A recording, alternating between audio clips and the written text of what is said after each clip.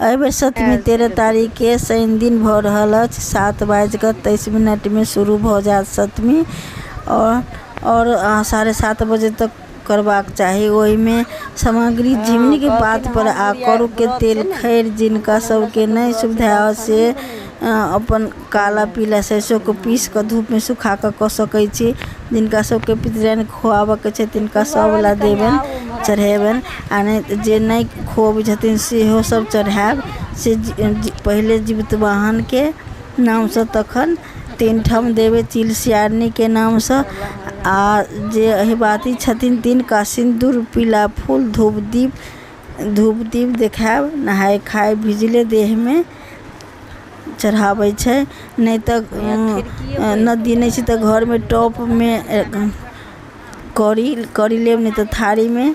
ई छल जितिया के तेल खैर वाला साझा के जे जित महान भगवान की जय।